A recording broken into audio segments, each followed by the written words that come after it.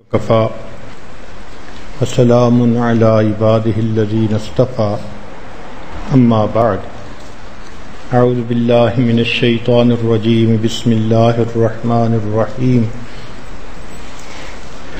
یا ایہا الذین آمنوا باللہ ورسولہ سبحان ربک رب العزت عما یصفون وسلام علی المرسلین والحمد للہ رب العالمین اللہم صلی علی سیدنا محمد وعلی آل سیدنا محمد وبارک وسلم اللہم صلی علی سیدنا محمد وعلی آل سیدنا محمد وبارک وسلم اللہم صلی علی سیدنا محمد وعلی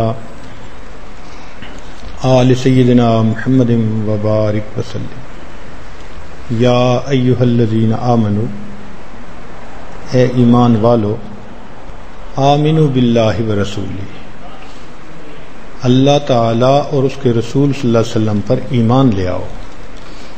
یہ آیت مبارکہ پڑھنے والے کو حیران کرتی ہے، خطاب بھی ایمان والوں سے، یا ایہا الذین آمنوا، تو خطاب دیا جا رہا ہے ایمان والوں کو۔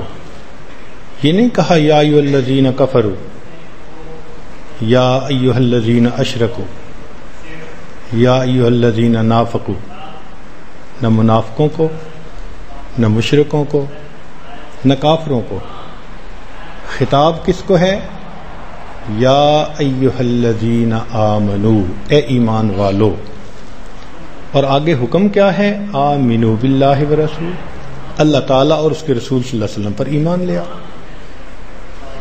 تو معلوم ہوا کہ کوئی چیز ہے جس کے حصول کے لیے متوجہ کیا جا رہا ہے۔ آج جماعت کے لوگ جاتے ہیں گشت پر، لوگ اعتراض کرتے ہیں جی کافروں کو جاؤ کلمہ پڑھاؤ، مسلمانوں کو کیا سکھانے آ گئے ہو؟ یہ دیکھو یہ قرآن کی آیت، ایمان والوں کو ایمان سیکھنے کی دعوت۔ مفسرین نے لکھا اس کا معنی ہے اتقو، کہ کلمہ پڑھ کے تم مسلمان تو ہو گئے مگر ابھی نام کے مسلمان ہو، کام کا مسلمان بننے کے لیے تمہیں محنت کرنی پڑے گی۔ اس لیے نبی علیہ السلام کی خدمت میں ایک صاحب آئے اور کلمہ پڑھ کے انہوں نے اپنے ایمان کا احسان جتانا شروع کر دیا۔ نبی علیہ السلام وحی اتری، اللہ تعالیٰ ارشاد فرماتے ہیں قالت الاعراب آمنا، یہ اعرابی، یہ دیہاتی لوگ کہتے ہیں ہم ایمان لے آئے۔ قل لم تؤمنوا، فرما دیجئے تم ایمان نہیں لے آئے، ولکن قولوا اسلمنا، تم کہو ہم نے اسلام قبول کیا، ولما يدخل الایمان فی قلوبکم، ابھی ایمان تمہارے دلوں میں داخل نہیں ہوا۔ تو کلمہ پڑھ کے ہم مسلمان بن گئے ہیں، اصطلاحی طور پر مومن کہا جاتا ہے، لیکن جو حقیقت ایمان ہے وہ دل میں داخل ہونے میں کچھ محنت چاہیے۔ اس محنت کی طرف اشارہ ہے کہ آمنوا باللہ ورسولہ۔ اب ایک مثال سے بات ذرا آسان سمجھ آ جائے گی۔ عجائب گھروں میں شیر کی ممی پڑی ہوتی ہے تو بچے جاتے ہیں، کبھی دم کو ہاتھ لگاتے ہیں، کبھی دانت کو ہاتھ لگاتے ہیں، کبھی کان کھینچتے ہیں۔ نہ بچوں پہ کوئی خوف ہوتا ہے، نہ بچوں کا کوئی چہرے کا رنگ بدلتا ہے، وہ کہکہے بھی لگا رہے ہوتے ہیں اور شیر کو مختلف جگہوں سے ٹچ بھی کر رہے ہوتے ہیں۔ یہ شیر کی صورت ہے، اور ایک ہے حقیقت میں شیر۔ آپ گاڑی میں بیٹھے ہیں لائن پارک کو دیکھنے کے لیے، اور شیر صاحب آپ کی گاڑی کے شیشے کے قریب آ گئے۔ اب شیشے کے اندر بیٹھے ہوئے ہیں، گاڑی کے اندر ہیں، خوف ہے، آنکھیں پھٹی، چہرہ پیلا پڑ گیا، پسینہ آ رہا ہے۔ اب کیفیت بالکل ہی مختلف ہے. یہ شعر کی حقیقت ہے، وہ صورت تھی، یہ حقیقت ہے. اسی طرح انسان جب کلمہ پڑھ لیتا ہے تو اس کو ایمان کی صورت مل جاتی ہے. ایمان کی حقیقت حاصل کرنے کے لیے اس کو سیکھنا پڑتا ہے. ہم نے دیکھا گنا اگر ذرا موٹا ہو اور ایک بانس جو اگتا ہے پتلا سا ہو تو دونوں شکل میں بالکل ایک جیسے، برابر میں رکھ دیں تو دیکھنے والا نہیں پہچان کر سکے گا کہ یہ کیا فرق ہے، دونوں ایک ہیں، مگر صورت دونوں کی ایک ہے. حقیقت میں جاؤ تو بانس رس سے خالی اور گنا رس سے بھرا ہوا، حقیقت میں زمین آسمان کا فرق ہے. تو اسی طرح کلمہ پڑھ لینے سے انسان ایمان کی حدود میں داخل ہو جاتا ہے. کامل ایمان پانے کے لیے پھر اسے محنت کرنی پڑتی ہے. اس لیے صحابہ رضی اللہ عنہم فرماتے تھے کہ تعلمنا الایمان ثم تعلمنا القرآن، پہلے ہم نے ایمان سیکھا پھر ہم نے قرآن سیکھا. ایمان ہے کیا؟ اصطلاحی تعریف اس کی یہ ہے کہ نبی علیہ الصلوۃ والسلام اللہ رب العزت کی طرف سے جو شریعت لائے اس کو مان لینا، تسلیم کر لینا، کہ جو لائے وہ 100% صحیح پیغام ہے، میں اس کو مانتا ہوں. اس کو ایمان کہتے ہیں کہ نبی علیہ السلام اللہ رب العزت کی طرف سے جو دین لائے، جو شریعت لائے، اس شریعت کو تسلیم کر لینا، مان لینا، اس کو ایمان کہتے ہیں. لیکن اس شریعت کو ماننے میں پھر ایک فرق آ جاتا ہے. پہلے انسان مشاہدے کی زندگی گزارتا تھا، اب کلمہ پڑھنے کے بعد اس نے یہ تسلیم کیا کہ یہ کائنات کا نظام اللہ رب العزت چلانے والے ہیں. یہ ایک میجر فرق آ گیا. پہلے اب تک مشاہدے کی زندگی تھی، اب ایمان کی زندگی غائب کے یقین والی زندگی بن گئی. اس کی مثال ایسے ہی ہے کہ جیسے پتلی کا تماشا. ہمارا بچپن کا جو زمانہ تھا اس میں بہت ساری فساد مصیبتیں نہیں تھیں، نہ ٹی وی تھا، نہ وی سی آر، نہ انٹرنیٹ، نہ اور ایسی کوئی مصیبت. تو ہماری انجوائمنٹ یا تو کھیل کود ہوتی تھی، یا پھر کبھی کبھی کوئی مداری آ جاتا تھا تو وہ بکری کے بندر کے کرتب دکھا دیتا تھا، یا پھر کبھی کبھی ایک پتلیوں کا تماشا دکھانے والا آتا تھا. عمر بہت چھوٹی تھی، شاید 3 سال ہوگی. ایک مرتبہ میرے بھائی لے کر گئے اور انہوں نے جا کر دکھایا. چھوٹا بچہ تھا، دیکھتا رہا.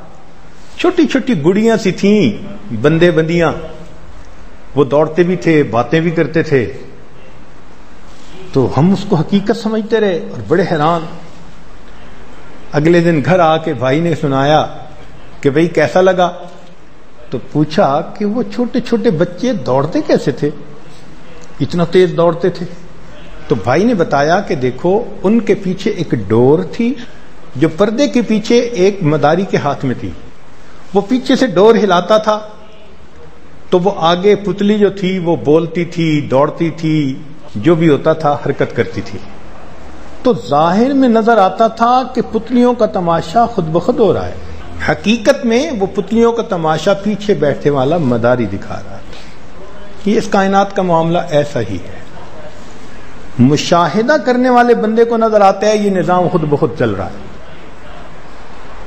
لیکن جو حقیقت کو جاننے والا ہے وہ سمجھتا ہے کہ اس کے پیچھے ایک قوت ہے جس نے اس کائنات کو پیدا کیا، وہی اس کا نظام چلا رہی ہے. اس اللہ کا حکم چلتا ہے، اس کی منشا چلتی ہے، وہ جیسے چاہتا ہے اس جو ہے کائنات کا نظام چلا رہا ہے. لیکن یہ بات سمجھنی آسان نہیں ہے. اس کی مثال یوں ہی سمجھے، مرغی کے انڈے کے اندر بچہ بن گیا، اب باہر نکلنے والا ہے. اب اس بچے کو کوئی بتائے کہ تم ایک ایسے جہان میں جا رہے ہو، 6 فٹ کا انسان ہوگا، بڑے بڑے مکان ہوں گے، اونچے اونچے درخت ہوں گے، اور سکائی لائن بنی ہوئی ہوگی، وہ بڑے دریا، پہاڑ، اور وہ مرغی کا بچہ کہے کہ اچھا میں دیکھتا ہوں کہاں ہے، تو انڈے کے اندر رہتے ہوئے تو اس کو کچھ بھی نظر نہیں آ سکتا۔ مان لے تو اس کا فائدہ، نہیں مانے تو جیسے ہی انڈے سے باہر نکلا سب کچھ آنکھوں سے دیکھ۔ ہماری مثال یہی ہے کہ ہم زمین و آسمان کے انڈے کے اندر ہیں۔ نبی علیہ الصلوۃ والسلام نے ہمیں بتلایا کہ دیکھو ایک آخرت کا جہان ہے، جنت ہے، جہنم ہے، فرشتے ہیں، عرش ہے، کتاب ہے، تخت ہے، میزان ہے، اور تمہیں وہاں جانا ہے۔ یہاں بیٹھ کے تو ہم ان چیزوں کو نہیں دیکھ سکتے، مان لیں تو ہمارا فائدہ، نہیں تو جیسے ہی موت آئے گی ساری مان لیتے ہیں۔ خدائی کا دعویٰ کرنے والا فرعون کہنے لگ گیا آمنت برب موسیٰ و ہارون، پھر تو آنکھوں سے نظر جو آ جاتا ہے، پھر ایمان کا وقت ختم ہو جاتا ہے۔ مشاہدہ فرمایا آلان ٹو لیٹ۔ تو ایمان کی قیمت اب ہے کہ بن دیکھے مانے۔ ایک اور مثال، مچھلی پانی میں تیر رہی تھی، اس نے ایک جگہ گوشت کا ٹکڑا لٹکتا دیکھا، بہت خوشی ہوئی کہ میں اسے کھاتی ہوں، تو بڑی مچھلی نے اس کو روکا، نہیں اس کو مت کھاؤ۔ کیوں؟ اس نے کہا کہ اس کے ساتھ کنڈی ہے، اس کے پیچھے ڈور ہے، اور ڈور کے پیچھے ایک مچھلی پکڑنے والا بندہ ہے۔ تم جیسے ہی یہ گوشت منہ میں لینے کی کوشش کرو گی تو وہ تمہارے حلق میں کنڈی پھنس جائے گی، پھر وہ بندہ ڈوری کو کھینچے گا، تمہیں دریا سے باہر نکالے گا، اور اتنی مچھلی بڑی پکڑ کے خوش بھی ہوگا، گھر جا کے بیوی کو دے گا، پھر اس کی بیوی چھری سے تمہارے ٹکڑے بنائے گی، پھر تمہیں مرچیں بھی لگائے گی، نمک مرچ لگانے کے بعد پھر تمہیں تیل کے اندر بھونے گی، پھر دسترخوان بھی لگا دے گی، سارے گھر والوں کو بلائے گی، لوگ آئیں گے اور 32 دانتوں سے تمہیں پیس پیس کے کھائیں گے۔ اب وہ مچھلی کہتی ہے کہ اچھا میں دیکھتی ہوں۔ اب وہ اگر دریا کے اندر گھومتی پھرے تو اس کو فشرمین نظر آ جائے گا، اس کی بیوی نظر آئے گی، تیل کی کڑائی نظر آئے گی، کچھ بھی نہیں نظر آ سکتا۔ مان لے تو اس کا فائدہ، نہیں مانے گی تو جیسے ہی اس کو منہ لگانے کی کوشش کرے گی ہر منزل اس کو خود بخود نظر آتی ہے۔ یہی معاملہ ایمان کا ہے۔ نبی علیہ الصلوۃ والسلام نے جو بتلا دیا، موت کے وقت یہ ہوتا ہے، قبر میں یہ ہوتا ہے، پل صراط پر یہ ہوگا، میزان پر یہ ہوگا، جنت میں یہ ہوگا، جہنم میں یہ ہوگا، 100% سچ بات۔ اس لیے مومن اس کائنات کے نظام کو اوپر سے چلتا ہوا دیکھتا ہے، وہ سمجھتا ہے کہ یہ چیزیں خود بخود نہیں کچھ کر رہی، ان کے پیچھے کوئی طاقت ہے، کوئی ہستی ہے کہ جس کی مرضی اور منشا چل رہی ہے۔ ہماری چھوٹی سی بچی ہے حنانہ، اس کو ایک ہم نے ریموٹ کنٹرول کار لے کے دی، وہ پہلے دن جب اس کے اندر بیٹھی تو بڑی حیران، وہ کار کبھی آگے بھاگتی ہے، کبھی پیچھے بھاگتی ہے، کبھی دائیں کبھی بائیں، پورے صحن کے اندر۔ ایک دن اس کو لگا، مگر اس ایک دن میں اس نے یہ فیل کر لیا کہ یہ جو میری امی دور کھڑی ہے نا، اس کی انگلیاں ہلتی ہیں اور ساتھ میری گاڑی ہلتی ہے۔ چنانچہ نیکسٹ ڈے گاڑی چلانی تھی، ماں کے پاس گئی، اس سے ریموٹ کنٹرول مانگا کہ مجھے دو، میں نے گاڑی چلانی ہے۔ اتنی چھوٹی سی بچی، اس نے بھی بھانپ لیا کہ یہ گاڑی خود نہیں چل رہی، اس کو چلانے کے لیے کسی اور کا اشارہ چل رہا ہے۔ اسی طرح یہ دنیا کی ایک گاڑی ہے، مگر اشارہ یہاں کسی اور کا چل رہا ہے۔ اتنی چھوٹی عمر کا بچہ اگر جلدی یہ اس بات سمجھ جاتا ہے تو ہم بڑے ہو کے بھی نہ سمجھیں تو کتنی عجیب سی بات ہے۔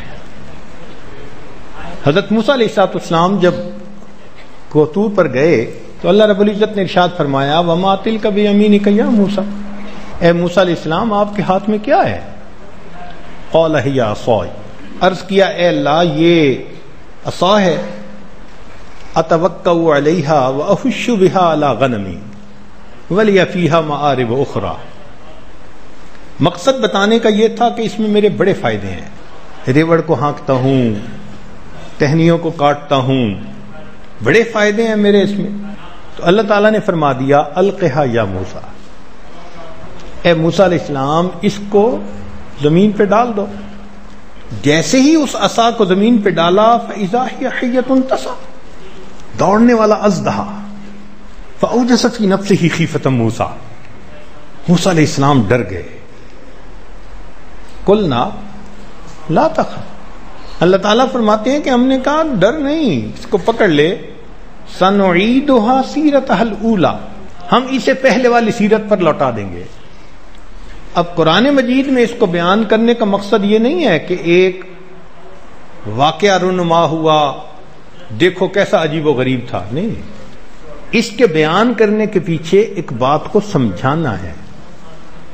کیا سمجھایا؟ کہ اے میرے پیغمبر علیہ السلام آپ اس عصا کے بڑے فائدے گنوا رہے تھے، وَلِيَ فِيهَا مَآرِبُ أُخْرَى، ہمارے حکم سے جب آپ نے اس کو زمین پر ڈالا تو وہ نقصان دینے والا سانپ بن گیا۔ تو حکم نے نفع کی چیز کو نقصان کی چیز میں بدل دیا، اور آپ تو گھبرا رہے تھے، بھاگ رہے تھے کہ نقصان دینے والی چیز ہے۔ ہم نے کہا اس کو دوبارہ پکڑ لیجئے، جب آپ نے پکڑ لیا وہ نفع دینے والی چیز پھر بن گئی۔ تو نبی کو یہ بات مشاہدہ کروا دی، ہمارا حکم ہوتا ہے تو چیز نفع دیتی ہے، ہمارا حکم ہوتا ہے تو نقصان دیتی ہے۔ ہم چاہتے ہیں نقصان کے نقشوں میں سے نفع نکال دیتے ہیں، ہم نفع کے نقشوں میں سے نقصان نکال دیتے ہیں، اس کو ایمان کہتے ہیں۔ لہذا مومن کو اللہ کے وعدوں پہ پکا یقین ہوتا ہے،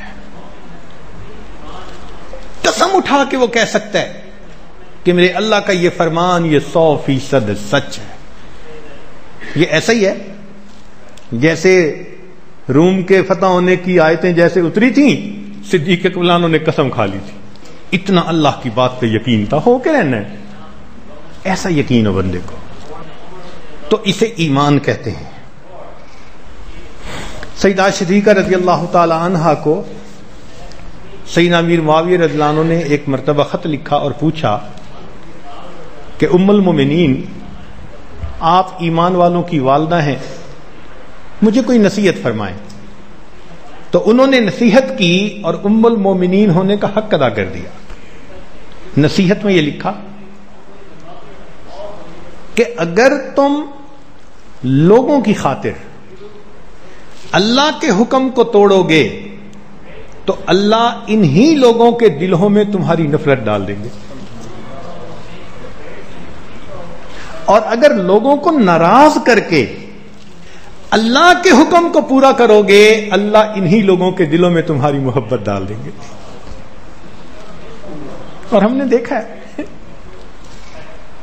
گھر میں فسق و فجور کا ماحول، ایک بچہ دین کی طرف آتا ہے سارے گھر والے اس کے مخالف، اس وقت تو نظر آتا ہے کہ بس اس بچے کو تو گھر سے دھکا دے دیں گے۔ پھر ہم اس بچے کو سمجھاتے ہیں کہ دیکھو بھائی تم نے اللہ کے راستے کو اختیار کیا ہے، گھبرانے کی بات نہیں ہے، اللہ تمہارا حامی و ناصر ہوگا۔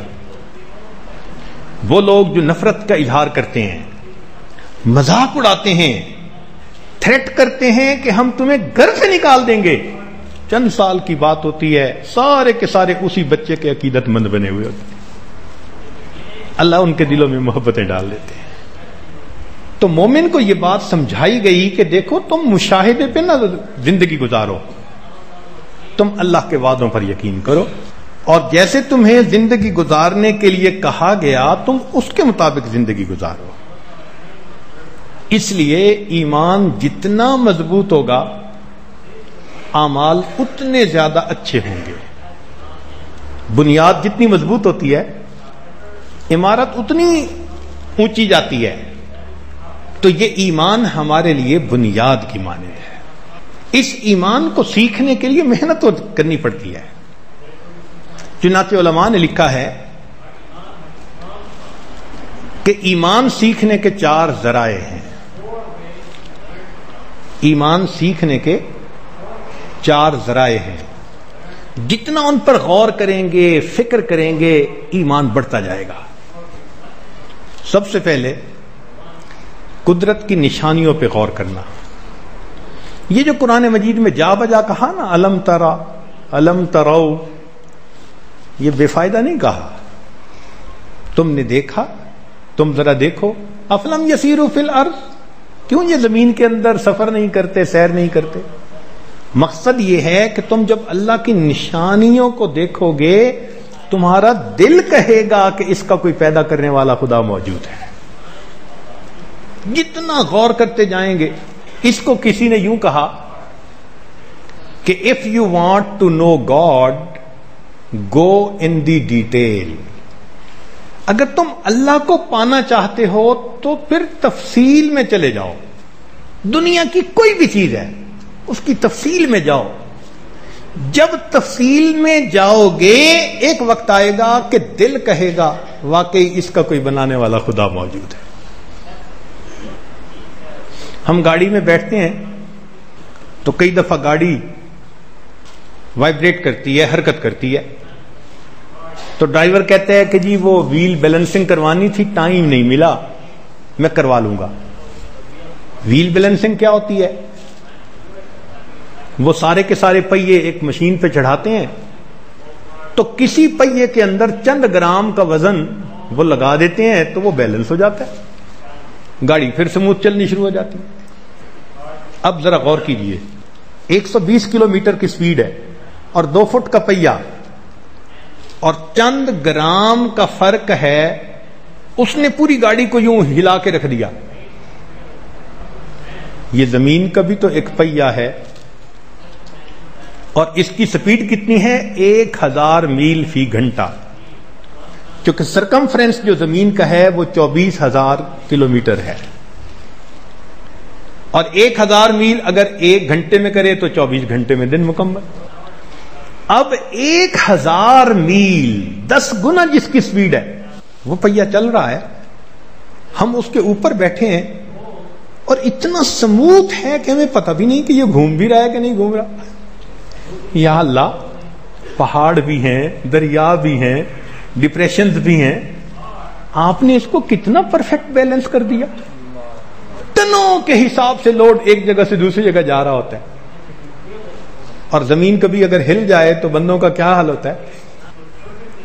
اس پر ذرا غور کرو، اس پہیے کو کس نے اتنا بیلنس کیا کہ آج اس کے چلنے کا ہمیں احساس ہی نہیں. جب غور کریں گے تو دل کہے گا یہ خود بخود نہیں بنا، اس کا بنانے والا کوئی خدا موجود ہے. تو if you want to know God, go in the detail. 1400 سال پہلے قرآن مجید نے کہہ دیا وَجَعَلْنَا مِنَ الْمَاءِ كُلَّ شَيْءٍ حَيٍّ، ہم نے ہر چیز کو پانی سے زندگی بخشی. کل شیء، ہر چیز کو. نہ اس وقت سائنس کا وجود تھا، نہ اتنی تعلیم عام تھی، سادہ زمانہ تھا. اس وقت ایک بات کر دی، آج اتنا موسٹ ماڈرن سائنٹیفک زمانہ ہے، وہ اصول اسی طرح مسلم ہے. چنانچہ پچھلے دنوں ریسرچ مشن بھیجا گیا مارس کے اوپر، مریخ کے اوپر. مقصد کیا تھا کہ مریخ کے اوپر لائف ہے یا نہیں. تو سائنسدان آپس میں مل بیٹھے، ہمیں کیسے پتہ چلے کہ وہاں لائف ہے؟ تو مختلف باتیں کرتے کرتے آخر پہ نتیجہ کیا نکالا کہ اگر تو وہاں پانی ہے تو لائف ہوگی، پانی نہیں تو لائف نہیں ہو سکتی. 1400 سال پہلے ایک بات کہی، سبحان اللہ. آج کے سائنسدانوں نے بھی گھٹنے ٹیک دیے. تو if you want to know God, go in the detail. Detail میں جاؤ، پتہ چلے گا کہ واقعی اس کائنات کو کوئی بنانے والا خدا موجود ہے. تو پہلا، قدرت کی نشانیوں پر غور کرنا. ہم اصل میں ادھر ادھر جب دیکھتے ہیں نا تو بہت سطحی طریقے سے دیکھتے ہیں، غور نہیں کرتے. اس لیے پھر ہم عبرت نہیں پکڑتے. دوسرا طریقہ انبیاء کرام کے واقعات پر غور کرنا. قرآن مجید میں کتنے انبیاء کا تذکرہ، فلاں آئے، قوم نے یہ کیا، نتیجہ یہ ہوا، فلاں نبی علیہ السلام آئے، قوم نے یہ کیا، نتیجہ یہ نکلا. ہر ایک کے حالات دوسرے سے مختلف. کوئی قوم تجارت کے فتنے میں گرفتار، کوئی قوم کسی برے عمل کے فتنے میں گرفتار، کوئی ناپ تول میں کمی میں گرفتار، کوئی اپنی زراعت کے اوپر جو ہے وہ بڑی مغرور. تو مختلف حالات تھے، مگر ان انبیاء کی بات پوری ہوئی، اللہ رب العزت نے انہیں کامیاب کر کے دکھایا. تو اس پر جتنا غور کریں گے اتنا ہی دل گواہی دے گا کہ واقعی اللہ کے وعدے 100% سچے ہیں. تیسری چیز، صحابہ رضی اللہ عنہم کی زندگیوں کو دیکھیں اور ان کے ساتھ تائید الہی کے واقعات. وہ ایمان لائے تو اللہ نے کیسے ان کی بھرپور مدد کی. سبحان اللہ. جتنا پڑھتے جائیں گے اتنا اور یقین بنتا جائے گا. اللہ نے ان کو مقام تسخیر عطا کر دیا تھا. وَسَخَّرَ لَكُمْ مَا فِي السَّمَاوَاتِ وَمَا فِي الْأَرْضِ. مقام تسخیر کیا ہوتا ہے؟ آگ، پانی، ہوا اور مٹی، یہی ہے نا اجزاء ترکیب میں. یہ سب چیزیں ایک وقت ایسا آتا ہے کہ مومن کے ماتحت کر دی جاتی ہیں، مومن کا حکم چلتا ہے. اس کو مقام تسخیر. سیدنا عمر رضی اللہ تعالیٰ عنہ کی مبارک زندگی کو دیکھیں. مدینہ طیبہ کے باہر سے ایک آگ نکلی، مدینہ طیبہ کی طرف بڑھنے لگی. عمر فاروق لانو نے تمیم داری لانو کو بلایا اور کہا کہ جائیں اور اس آگ کو واپس اپنی جگہ پر چھوڑیں جہاں سے نکلی تھی. 2 رکعت نفل پڑھتے ہیں اور اپنے رومال کو چابک بنا کے اس آگ کو مارنا شروع کرتے ہیں. جس غار سے نکلی تھی اس آگ کو واپس اسی غار کے اندر داخل کر دیا. آگ پہ حکم چل رہا ہے.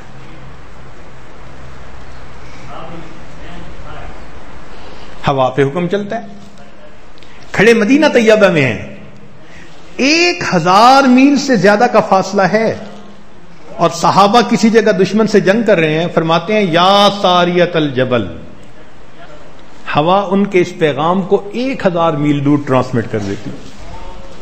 ہوا پہ حکم چل رہا ہے. فاتح مصر نے خط لکھا، حضرت دریائے نیل بند ہو جاتا ہے، نوجوان لڑکی کو ڈالتے ہیں تب پانی چلتا ہے. سیدنا عمر اللہ عنہ نے ایک رکا لکھا، اے دریا اگر تو اپنی مرضی سے چلتا ہے تو مت چل، اگر اللہ کی مرضی سے چلتا ہے تو امیر المومنین تجھے حکم دیتا ہے کہ تو چل. دریائے نیل کا پانی اس وقت سے رواں ہوتا ہے، آج تک چل رہا ہے. عمر لانو کی عظمتوں کے فریرے لہرا رہا ہے. مومن کا حکم چلتا ہے پانی پر. خلافت فاروقی کا زمانہ ہے، زمین میں زلزلہ آتا ہے. سیدنا عمر رضی اللہ تعالیٰ عنہ زمین پہ پاؤں مارتے ہیں. زمین کیوں ہلتی ہے؟ کیا عمر نے تیرے اوپر عدل قائم نہیں کیا؟ زمین کا زلزلہ وہیں بند ہو جاتا ہے. آگ، پانی، ہوا، مٹی، ہر چیز پہ حکم چل رہا. صحابہ کو مقام تسخیر تھا. ہم لوگ ایک مرتبہ کسی کے ساتھ پارک میں چلے گئے، گیم پارک، تو وہاں لکھا ہوا دیکھا کہ right of way is with the animals. پوچھا بھئی یہ کیا لکھا ہے؟ انہوں نے کہا جی کہ راستے کا حق جانوروں کے پاس ہے. اگر تم کسی جانور کو دیکھو تو رکو، پہلے اسے گزرنے دو، بعد میں تم گزر سکتے ہو. سبحان اللہ. ہماری شان دیکھو کہ ہماری زندگی میں رائٹ آف وے جانوروں کے پاس ہے. اور ایک صحابہ کا بھی زمانہ تھا. انیس اسلام ایک صحابی ہیں، قافلے سے پیچھے رہ جاتے ہیں، شیر نظر آتا ہے، بلاتے ہیں. شیر دم ہلاتا ہوا پاس آ جاتا ہے کہ تجھے انسانوں کی مہک سے اندازہ ہوتا ہے تو میں پیچھے رہ گیا ہوں، تو ذرا مجھے قافلے تک پہنچا. وہ شیر ان کو سواری کرواتا ہے اور قافلے تک چھوڑ کے واپس چلا جاتا ہے. اس وقت رائٹ آف وے مومن کے پاس تھا. صحابہ رضی اللہ تعالیٰ عنہ افریقہ کے ایک گاؤں میں جاتے ہیں. گاؤں والوں نے کہا جی یہاں بڑے درندے ہیں, وہ رات کو آئیں گے تمہیں بالکل بوٹی بوٹی کر دیں گے. ایک صحابی درخت کے اوپر چڑھ کے اعلان کرتے ہیں, اے جنگل کے جانوروں, آج اس جنگل میں محمد عربی صلی اللہ علیہ وسلم کے غلاموں کا بسیرا ہے, جنگل خالی کر دو. رائٹ آف وے مومن کے پاس تھا. ہاتھی بھی جا رہا ہے, شیر بھی جا رہا ہے, سبحان اللہ. صرف اسی بات کو دیکھ کر وہ قبیلے والے مسلمان ہو جاتے ہیں. تو جب ایمان کی حقیقت تھی تو رائٹ آف وے مومن کے پاس تھا. جب ایمان کی صورت ہے اب رائٹ آف وے جانوروں کے پاس. اس لیے فرمایا کہ اے صورت ایمان والو, حقیقت ایمان حاصل کرنے کی کوشش کرو. تو عرب ہے یا عجم ہے, تیرا لا الہ الا. تو عرب ہے یا عجم ہے, تیرا لا الہ الا. لغت غریب جب تک تیرا دل نہ دے گواہی, جب تک دل گواہی نہ دے, زبان سے پڑے ہوئے الفاظ حروف ہی کی مانے. آج دل گواہی نہیں دے رہا ہوتا. دل میں یقین ہوتا ہے دفتر سے میں پلتا ہوں, فیکٹری سے میں پلتا ہوں, زراعت سے میں پلتا ہوں. کہتے ہیں جی میں کیسے مسجد میں نماز پڑھنے جاؤں, پیچھے میرے گاہک خراب ہو جائیں گے. یقین بنا ہوا ہے کہ دکان کریں گے تو رزق ملے گا, نہیں کریں گے تو نہیں ملے گا. اس پر یقین نہیں کہ پروردگار دینے والا انسان کو اس کا رزق پہنچا کے رہتا ہے. تو یہ یقین بنانا پڑتا ہے. تو ایک قدرت کی نشانیوں پہ غور کرنا, دوسرا انبیاء کرام کے واقعات پر غور کرنا, صحابہ رضی اللہ عنہم کے ساتھ تائید الہی پر غور کرنا, اور چوتھی چیز کہ احادیث مبارکہ پر غور کرنا جو ایمان کے بارے میں آئی ہیں. چنانچہ چند احادیث آپ کے سامنے بھی پیش کی جاتی ہیں تاکہ ہمیں ایمان سمجھ میں آئے کہ ہے کیا. ان جندب ابن عبداللہ رضی اللہ تعالیٰ عنہ قال, یہ ایک صحابی ہیں, ٹین ایجر تھے, لڑکے تھے. وہ روایت کرتے ہیں کنا مع النبی ونحن غلمان حذاورۃ, ہم نبی علیہ السلام کے ساتھ تھے اور ہم قریب البلوغ لڑکے تھے. غلمان غلام لڑکے کو کہتے ہیں, یعنی چند لڑکے دوست تھے, وہ نبی علیہ السلام کی خدمت میں تھے. فرماتے ہیں فتعلمنا الایمان قبل ان نتعلم القرآن, نبی علیہ السلام نے ہمیں پہلے ایمان سکھایا اور پھر اس کے بعد قرآن سکھایا. حجت الوداع کے موقع پہ نبی علیہ السلام نے مومن کو ڈیفائن کیا کہ مومن کون ہوتا ہے. چنانچہ پہلے آپ صلی اللہ علیہ وسلم نے مسلمان کے بارے میں بتایا کہ المسلم من سلم المسلمون من لسانہ ویدہ, مسلمان وہ ہوتا ہے جس کی زبان اور جس کے ہاتھوں سے دوسرے مسلمان سلامتی میں ہوں. پھر فرمایا والمؤمن, اور مومن کون ہوتے ہیں, من امنہ الناس علی اموالہم وانفسہم, کہ جس سے دوسرے لوگوں کے مال اور ان کی جانیں امن میں ہوں.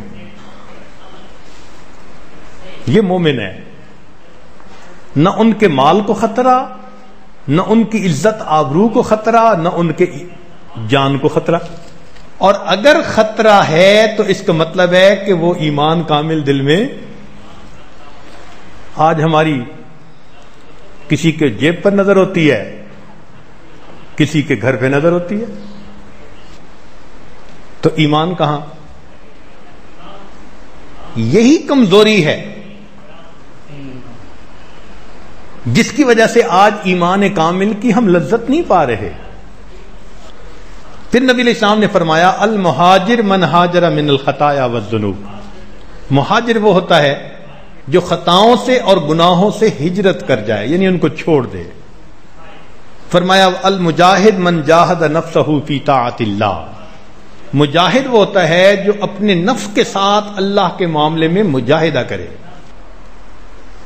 ابن مسعود اللہ عنہ فرماتے ہیں الیقین الایمان کلو والصبر نصف الایمان، یقین پورا ایمان ہے، یعنی ایمان اور یقین یہ ایک جیسے معنی والے لفظ ہیں، یقین کہہ لو یا ایمان کہہ لو یہ ایک چیز ہے، اور صبر آدھا ایمان ہے۔ اور ایک جگہ فرمایا کہ ایمان کے 70 شعبے اور حیا بھی ان میں سے ایک شعبہ ہے۔ عبداللہ ابن عمر اللہ عنہ فرماتے ہیں کہ نبی علیہ السلام نے فرمایا الحیاء والایمان قرنا، حیا اور ایمان یہ دونوں ساتھی ہیں، فاذا رفع احدهما رفع الاخر، ایک ان میں سے اگر اٹھا لیا جائے تو دوسرا خود بخود اٹھ جاتا ہے۔ اس کا مطلب یہ کہ جس بندے کے اندر سے حیا نکل جائے گا ایمان خود بخود نکل جائے گا۔ تو پھر بے حیائی کی زندگی گزارنے والا، فحاشی کی زندگی گزارنے والا، اس کے ایمان کا کیا بنا؟ نبی علیہ السلام نے ایک صحابی کو دیکھا، وہ اپنے بھائی کو حیا کے بارے میں سمجھا رہے تھے۔ آپ صلی اللہ علیہ وسلم میں دعو فإن الحیاء من الایمان، چھوڑو، حیا ایمان کا حصہ ہے، ایمان میں سے ہے۔ ایک جگہ نبی علیہ السلام نے ارشاد فرمایا ذاک طعم الایمان من رضی باللہ ربا وبالاسلام دینا وبمحمد رسولا، جو اس سے راضی ہو گیا کہ اللہ میرے رب ہیں، محمد صلی اللہ علیہ وسلم میرے رسول ہیں اور اسلام میرا دین ہے، یہ بندہ ایمان کی لذت کو چکھنے والا بن جائے گا۔ ایک حدیث مبارکہ میں ابو امامہ رضی اللہ عنہ فرماتے ہیں من احب للہ وابغض للہ واعطى للہ ومنع للہ فقد استکمل الایمان، 4 علامات بتائیں جس کی دوستی اللہ کے لیے، دشمنی اللہ کے لیے، دینا اللہ کے لیے یا روکنا اللہ کے لیے ہو، جس میں یہ 4 خوبیاں اس بندے کا ایمان مکمل ہو جاتا ہے۔ ابو ہریرہ عنہ روایت کرتے ہیں کہ نبی السلام نے فرمایا اکمل المؤمنین ایمانا احسنہم خلقا، ایمان والوں میں سب سے کامل مومن وہ ہے جس کے اخلاق سب سے بہتر ہے۔ تو مومن خوش خلق انسان ہوتا ہے، سڑی المزاج مومن کامل نہیں ہو سکتا، یہ پکی بات ہے۔ کئی ہوتے ہیں نا بہت ہی سخت طبیعت ہوتی ہے، خشک کے بیچارے، بات کر کے بس پھر آگے پیچھے نہیں ہوتے۔ زمیں جنبد نہ جنبد گل محمد، وہ ایک صاحب کا نام گل محمد تھا، بیٹھے ہوئے تھے، کسی نے کہا بھائی اٹھو کسی کی جگہ، کہتے ہیں زمین ہل سکتی ہے گل محمد نہیں ہل سکتا۔ دیکھنے میں شکل و صورت ایمان والوں جیسی ہے، نماز پڑھتے ہیں، ذکر اذکار کرتے ہیں، دعوت کا کام، کیا کیا نیکیوں کے کام کرتے ہیں، ذرا گھر میں ان کا حال دیکھو، ذرا سی بات پہ بیوی کو ننگی ماں باپ کی گالیاں دیتے ہیں، گھر میں ابو داخل ہوتے ہیں، بیٹے سہم جاتے ہیں، بچے سہم جاتے ہیں۔ نبی علیہ السلام فرماتے ہیں اکمل المؤمنین ایمانا، ایمان والوں میں کامل مومن وہ ہے جس کے اخلاق اچھے ہوتے ہیں، خود جنت جا رہے ہوتے ہیں، گھر والوں کو جہنم بھیج رہے ہوتے ہیں۔ ایسی جنت کا کیا فائدہ؟ خوش خلقی کی زندگی گزارتے سب کو جنت لے کے جاتے۔ تو مومن ہمیشہ خوش خلق انسان ہوتا ہے۔ ایک مرتبہ نبی علیہ السلام نے صحابہ کو فرمایا میں تمہارے اندر ایمان کی حلاوت نہیں دیکھ رہا۔ صحابہ بڑے حیران، اللہ کے نبی صلی اللہ علیہ وسلم کیا؟ فرمایا کہ میں تمہارے اندر نرمی نہیں دیکھ رہا، سختی دیکھ رہا ہوں، کرختگی دیکھ رہا ہوں طبیعتوں کے اندر، لہذا ایمان کی حلاوت نہیں مل سکتی۔ اس لیے مومن نرم دل، خوش اخلاق، ملنسار، ہمدرد، یہ ساری صفات مومن کے اندر ہوا کرتی ہیں۔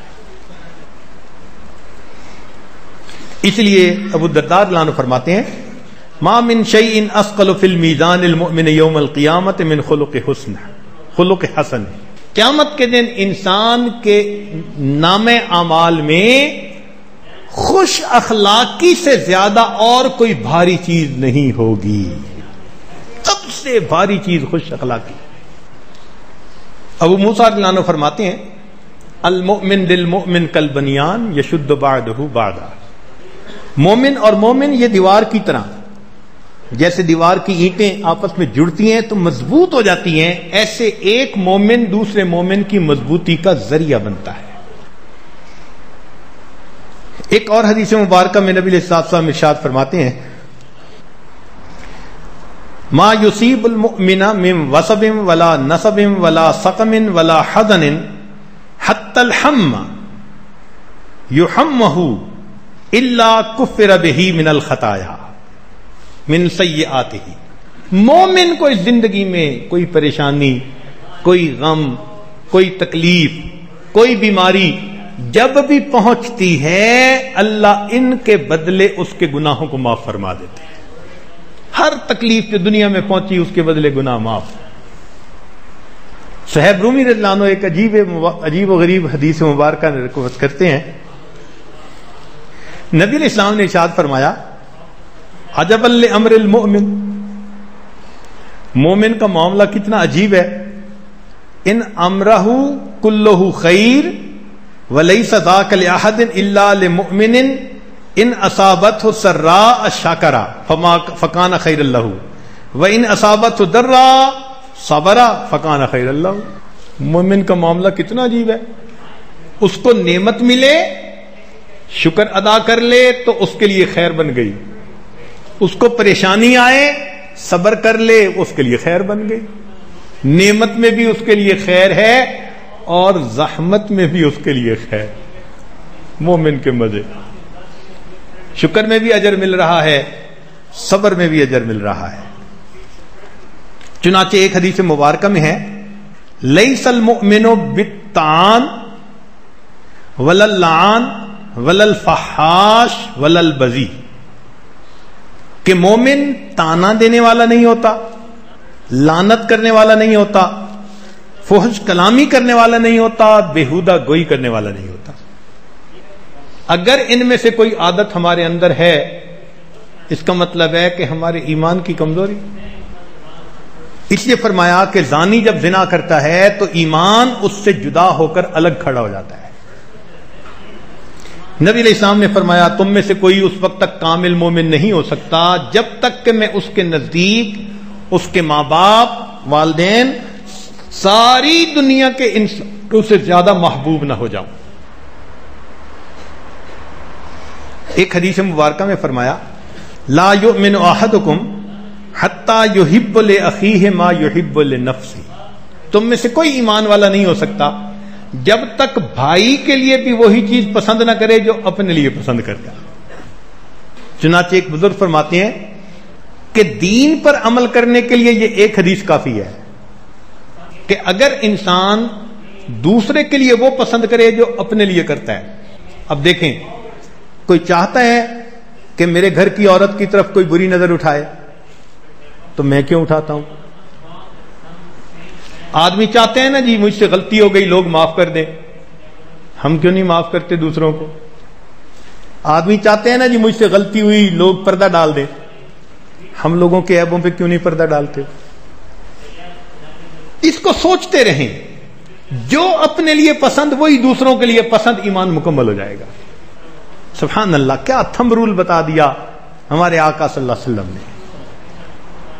مسئلے مسائل کی تفصیل معلوم نہیں، کوئی مفتی عالم ساتھ نہیں، لیکن یہ اصول تو ساتھ ہے نا. اس اصول پہ پرکھتے رہو، دل بتاتا رہے گا. دل وہ گواہ ہے جو کبھی رشوت قبول نہیں کرتا، سچی گواہی دیتا ہے.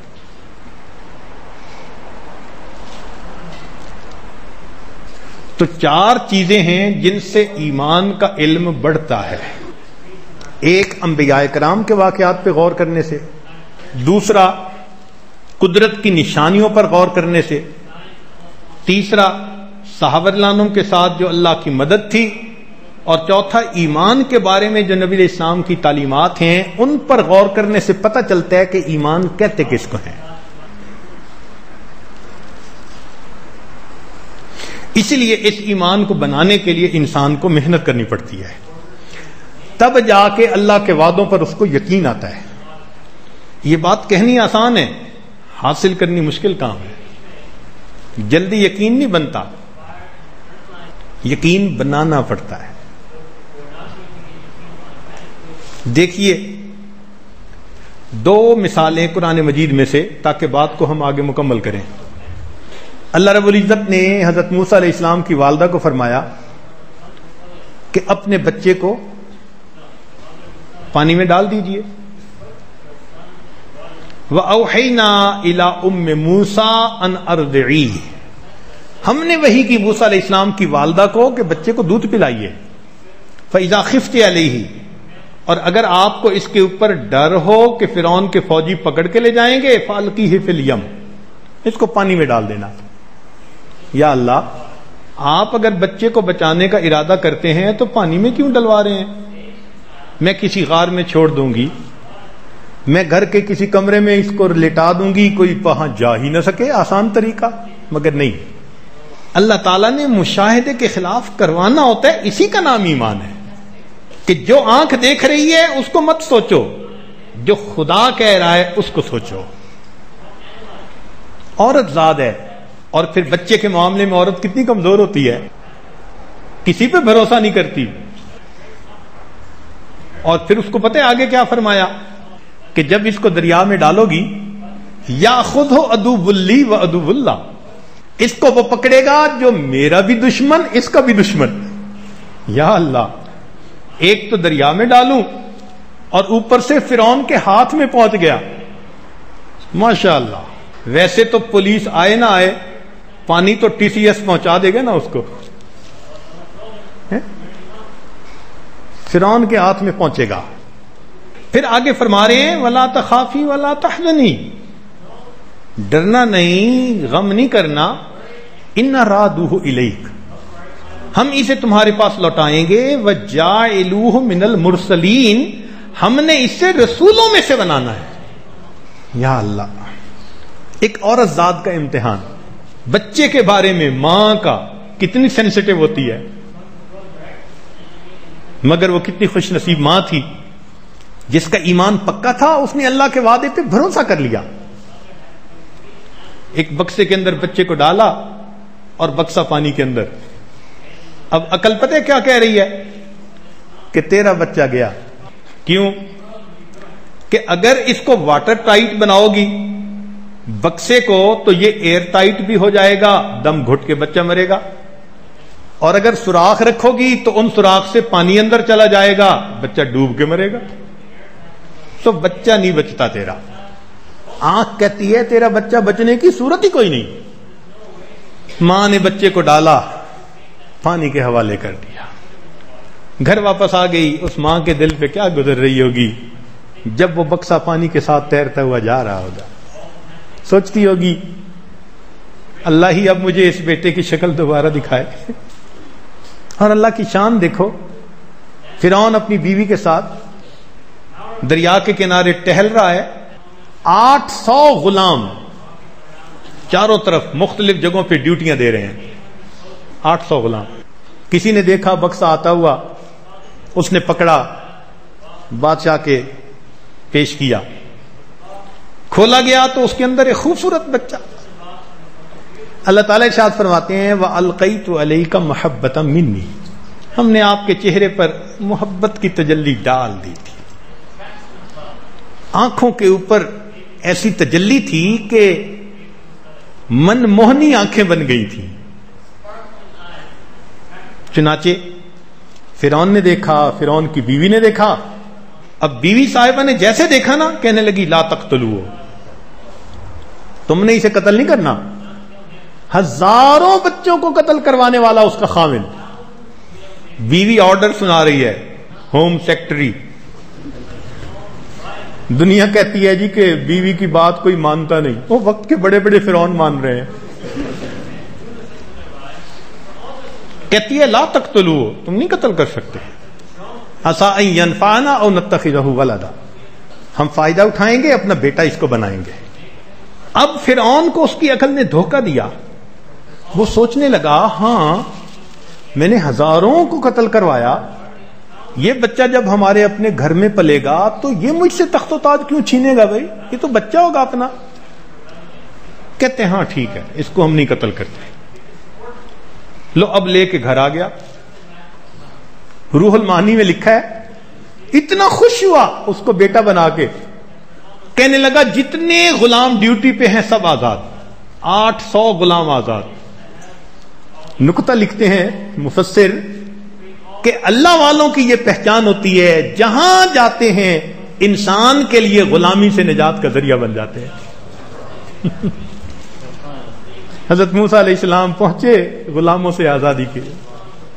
اللہ والوں کے پاس جو جاتا ہے وہ جہاں جاتے ہیں نفس کی غلامی سے آزادی کا ذریعہ بن جاتے ہیں. اب گھر لے کے آئے. وہ ڈبے کا زمانہ تو تھا نہیں کہ ڈبے کا دودھ پلاؤ، عورتیں پلاتی تھیں. اب عورتوں کو ڈھونڈا.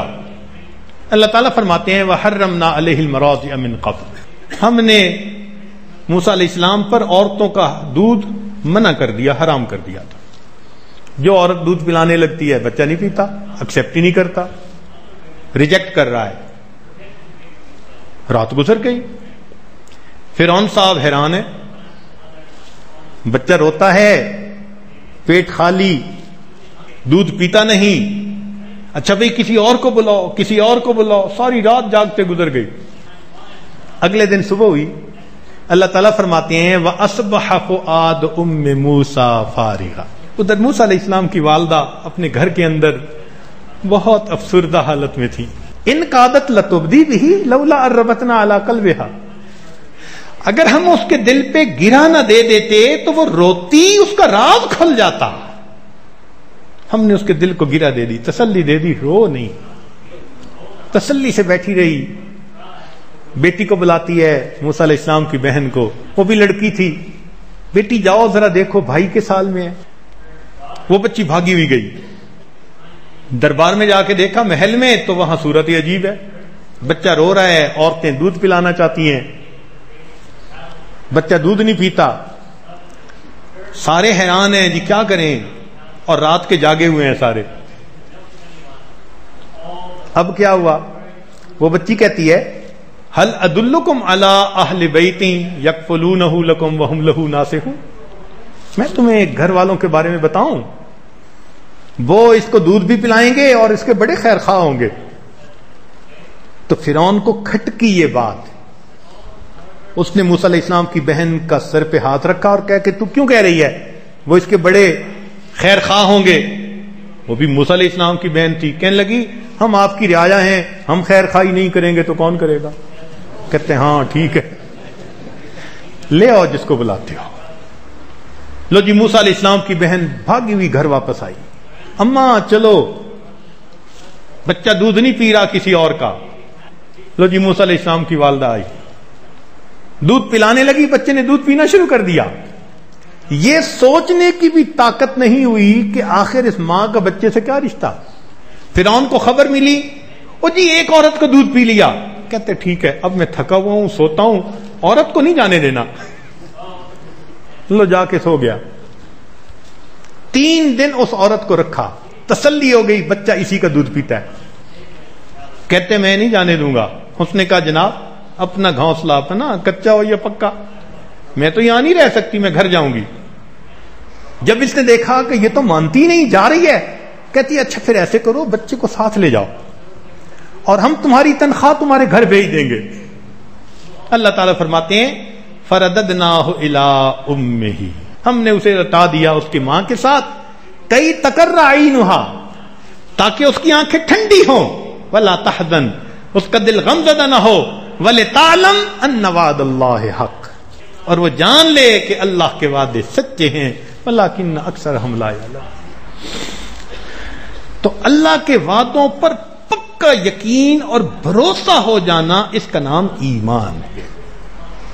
پھر انسان ظاہر کی شکلوں کو نہیں دیکھتا، پھر اس کی زندگی اللہ کے وعدوں کے مطابق گزر رہی ہوتی ہے. پھر زکوٰۃ دیتے ہوئے یہ نہیں سوچتا کہ میرا مال کم ہو رہا ہے، وہ زکوٰۃ دیتے ہوئے یہ سوچتا ہے کہ یہ میرا مال اللہ کی حفاظت میں آ رہا ہے. نبی علیہ السلام نے قسم کھا کر فرمایا کہ صدقہ دینے سے انسان کا مال بڑھتا ہے. اول تو اللہ کے نبی صلی اللہ علیہ وسلم کا فرما دینا کافی تھا. اس صادق الامین کی مبارک زبان سے بات کا نکلنا بات کے سچ ہونے کے لیے کافی تھا. میرے آقا نے قسم کھا کر فرمایا کہ صدقہ دینے سے انسان کا مال کم نہیں ہو سکتا. مومن کو یقین ہوتا ہے. اس لیے ہمیں چاہیے کہ ہم اسباب کے پیچھے لگ کر احکام کو توڑنا اس عمل کو ختم کر دیں. احکام کی پابندی کریں. اسباب چھوٹتے ہیں تو چھوٹتے پھریں. احکام کو پکڑیں اور اللہ سے رازق ہونے کا یقین بنائیں. دفتر سے، تجارت سے، فیکٹری سے، حکومت سے، اکثریت سے کام ہونے کا یقین اس کو نکالیں. یہ بت ہے اور اس بت کی اسی طرح نفی کریں جیسے پتھر کے بتوں کی نفی کی جاتی ہے. بتوں سے تجھ کو امیدیں، خدا سے نہ امیدی. مجھے بتا تو صحیح اور کافری کیا ہے. کاروبار سے پلنے کا یقین، خدا سے پلنے کا یقین نہیں ہوتا. تو یہ ایمان بنانا پڑتا ہے. اب یہاں ایک سوال پیدا ہوتا ہے کہ اس ایمان کو اگر ہم سیکھنا چاہیں تو اس کا کیا طریقہ ہے؟ علماء نے اپنی کتابوں میں لکھا ہے ایمان سیکھنے کے 2 طریقے. ایمان سیکھنے کے 2 طریقے. ایک کثرت دعوت، دعوت کی کثرت کرنا، ہر وقت یہی بولنا، یہی بات کہنا کہ اللہ سے ہونے کا یقین، چیزوں سے نہ ہونے کا یقین. اس لیے جو جماعت کا کام ہو رہا ہے وہ اسی محنت پہ ہو رہا ہے. گھر کو چھوڑ کر نکلتے ہیں تو کیا بولتے ہیں؟ اللہ سے ہونے کا یقین. اللہ سب کچھ کر سکتے ہیں چیزوں کے بغیر، چیزیں کچھ نہیں کر سکتی اللہ کے بغیر. تو بولتے بولتے، دعوت دیتے دیتے بالآخر زبان کی بات دل تک اتر جاتی ہے. اور کثرت دعوت شرط ہے. کسی وقت کوئی بندہ بات کر لے تو پھر اس کا دل پہ اثر کوئی نہیں ہوتا. اسی لیے پھر پہلے 1 چیلا لگاؤ، 4 مہینے لگاؤ، پھر 1 سال لگاؤ، پھر 1.5 سال لگاؤ، اور لگا کے پھر یہ نہیں کہ گھر آ کے بیٹھ جاؤ، پھر مقامی کام میں جڑو. پوری زندگی کے لیے. اس کے پیچھے آئیڈیا کیا ہے؟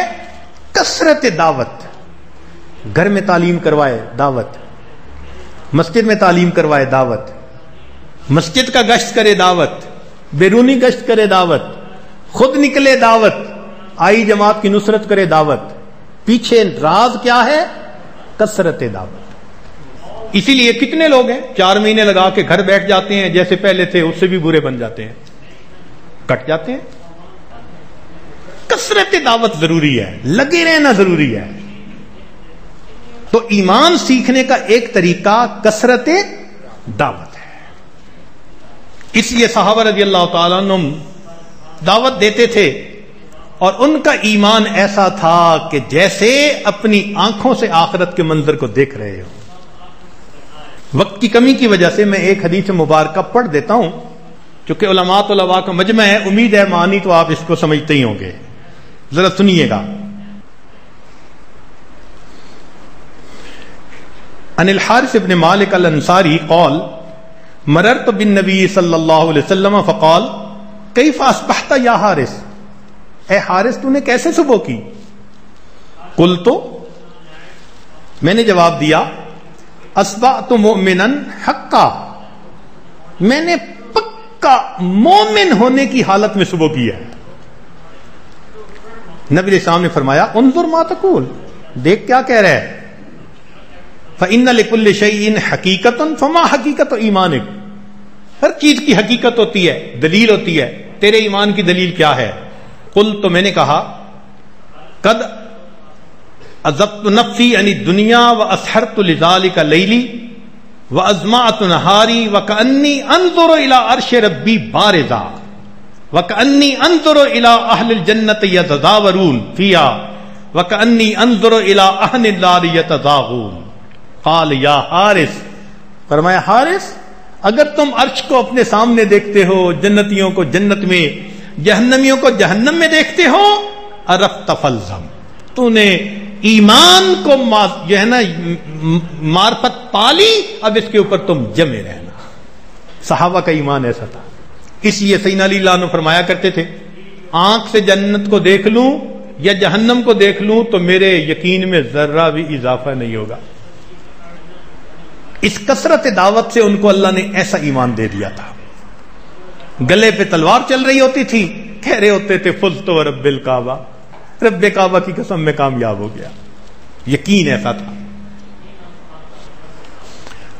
تو ایک اس کا طریقہ کثرت دعوت ہے، اور دوسرا اس کا طریقہ کثرت ذکر۔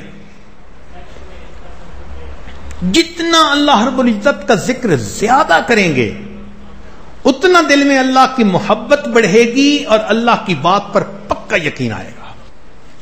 چنانچہ اس امت کو 1000 سال تقریباً ایسا عرصہ گزرا ذکر کے ذریعے یقین حاصل کی انہوں نے۔ مشائخ، محدثین، فقہا اسی کثرت ذکر کے ذریعے سے یقین پاتے تھے۔ ذکر سے یقین بنتا ہے، جی ہاں۔ رابعہ بصریہ ملنے والے لوگ آگے، کچھ دیر کے بعد دروازے پہ دستک ہوئی، خادمہ کو کہا دیکھو کون؟ اس نے کہا جی کوئی کھانا لایا ہے، روٹیاں لایا ہے، سالن لایا ہے۔ روٹیوں کو گنو کتنی ہیں؟ اس نے کہا جی 9 روٹیاں۔ اس کو کہو چلا جائے، یہ میرا کھانا نہیں۔ پھر تھوڑی دیر کے بعد دروازہ کھٹکا، پوچھا کون؟ جی کھانا لایا ہے۔ کتنی روٹیاں؟ کہتے 9۔ نہیں، یہ میرا کھانا نہیں، اس کو بھیج دو۔ پھر تیسری مرتبہ دروازہ کھٹکتا ہے کچھ دیر کے بعد، کتنی روٹیاں؟ جی 9۔ میرا کھانا نہیں، اس کو بھیج دو۔ اب وہ خادمہ آ کے کہتی ہے، تیسری دفعہ چکر لگایا اس نے تو 9 روٹیاں قبول کرنے میں کیا رکاوٹ ہے؟ فرماتی ہیں کہ دیکھو آج صبح 1 روٹی میرے پاس تھی، میں نے اللہ کے راستے میں سائل کو دی تھی، میرے مالک کا وعدہ من جاء بالحسنۃ فلہ عشر امثالہ، مجھے 10 ملنی چاہیے۔ اس نے کہا معاف کر دیں، وہ 10 ہی لایا تھا، 1 تو میں اپنے لیے رکھ رہی تھی۔ ایسا یقین اللہ کے وعدے پر۔ ہمارے مشائخ کو یہ یقین کثرت ذکر سے حاصل ہوا۔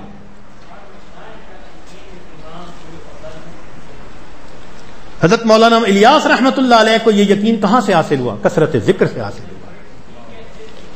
سید احمد دربندی رحمت اللہ علیہ، دربند ایک شہر تھا، تاتاری فتنہ آیا، مسلمان شہر ہی چھوڑ کے چلے گئے۔ ایک بزرگ سفید بال گھر چھوڑ کے مسجد میں چلے گئے۔ تاتاری شہزادہ آتا ہے، خوش ہوتا ہے، ہماری اتنی ہیبت طاقت، مسلمان ہی شہر چھوڑ کے بھاگ گئے۔ کسی نے کہا ایک بوڑھا موجود ہے، کہتے گرفتار کر کے پیش کرو۔ بیڑیاں ڈالی گئیں، ہتکڑیاں لگائی گئیں، بادشاہ کے سامنے پیش ہوئے۔ اس نے کہا بڑے میاں شہر کیوں نہیں خالی کیا؟ اس نے کہا میں نے گھر تو خالی کر دیا تھا، باقی خدا کے گھر میں تھا، وہاں سے میں کیوں نکلتا بھائی؟ تو اب تمہیں تمہارا خدا بچائے گا؟ تو جب اس شہزادے نے یہ کہا کہ کیا اب تمہیں تمہارا خدا مجھ سے بچائے گا، ہاتھ میں ہتکڑیاں تھیں، فرمان لگے اللہ اللہ کا لفظ کہنا تھا، ہتکڑی ٹوٹ کے نیچے گر جاتی ہے۔ سمجھدار تھا۔ اس نے کہا اچھا میں آپ کو اس شہر میں رہنے کی اجازت دیتا ہوں۔ شیخ احمد دربندی رحمت اللہ علیہ ہمارے سلسلے کے بزرگ، رہنا شروع کر دیا۔ یہ شہزادہ رات کے اندھیرے میں عقیدت کی وجہ سے کبھی کبھی ان کو ملنے جاتا تھا، دل کے اندر ان کی بزرگی کا یقین بیٹھ گیا تھا۔ ایک دن انہوں نے فرمایا کہ ایک وقت آئے گا کہ تجھے تخت و تاج ملے گا۔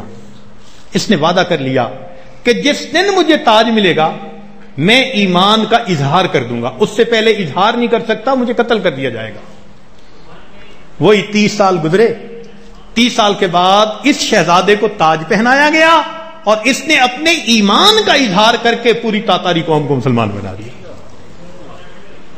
یہ شیخ احمد دربندی کا کیسے یقین بنا تھا؟ کثرت ذکر سے بنا تھا.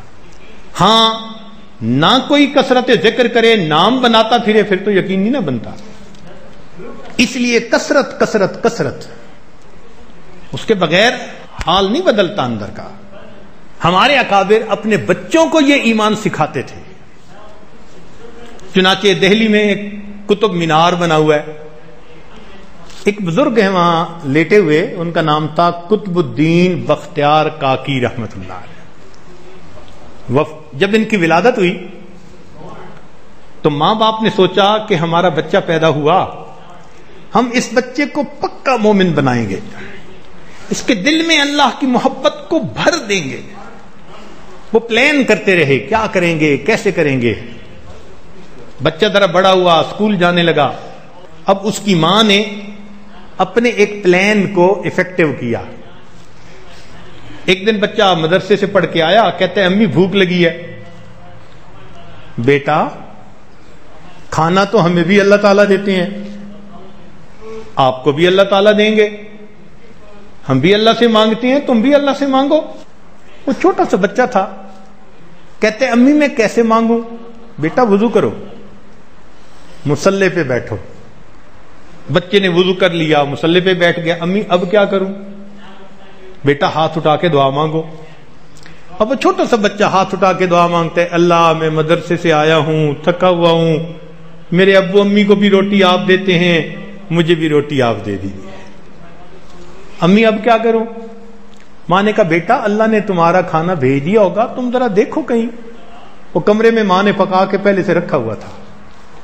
بچہ گیا، ایک دو چیز جگہ دیکھی تو روٹی کی تو مہک بھوک میں خود دور سے آ جاتی ہے. اس نے جلدی سے روٹی وہاں سے نکال لی. اب بچہ بڑا خوش، امی اللہ نے بھیجی ہے. ماں نے کہا ہاں بیٹا اللہ نے بھیجی ہے. اب روز کا یہ معمول، ماں کھانا رکھ دیتی، بچہ آتا دعا مانگتا، پھر جب ملتا بچہ بڑا خوش ہوتا. اب جب بچے کو بار بار کھانا ملنے لگا تو اس کے ذہن میں ایک تجسس پیدا ہوا، امی اللہ سب کو روٹی دیتے ہیں، اللہ اتنے بڑے ہیں، اللہ کے خزانے اتنے بڑے ہیں. اب وہ روز اللہ کے بارے میں باتیں پوچھتا اور ماں سمجھاتی، ہاں بیٹا اللہ اتنے بڑے ہیں، انہوں نے پیدا بھی کیا، انہوں نے ہمیں پالنا بھی ہے، ہر نعمت وہی دیتے ہیں. تو بچے کے دل میں محبت بڑھنے لگی. ماں بڑی خوش ہوتی کہ میرے بچے کے دل میں اللہ کی محبت بڑھتی جا رہی. بچہ پیار سے نام لیتا، پوچھتا ہم کب اللہ کو ملیں گے، کب اللہ کے پاس جائیں گے. سلسلہ چلتا رہا. اللہ کی شان دیکھیں. ایک دن ماں کو کسی کام کے سلسلے میں تقریب میں رشتہ داروں کے یہاں جانا تھا.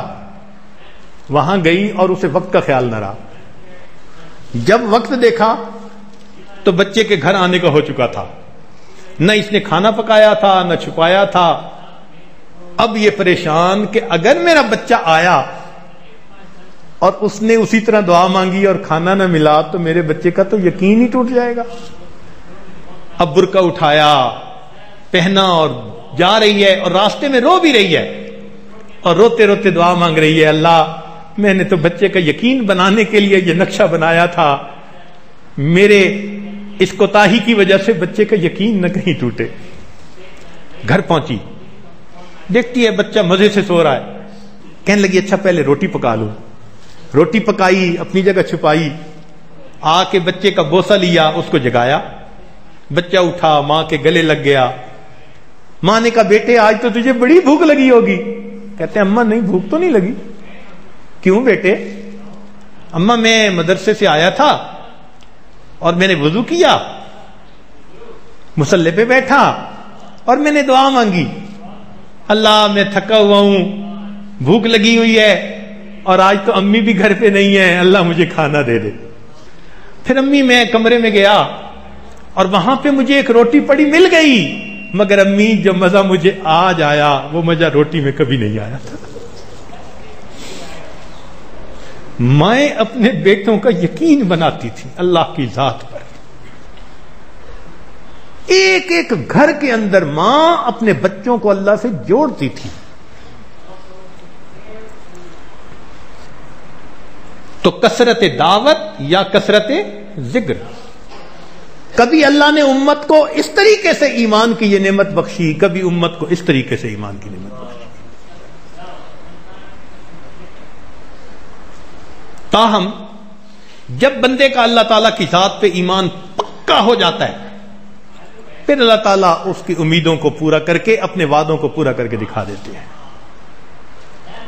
اس لیے ہم اللہ رب العزت کے وعدوں کے اوپر پکا یقین کر لیں اور عہد کر لیں کہ آج کے بعد ہم نے کوئی کام شریعت کے خلاف نہیں کرنا.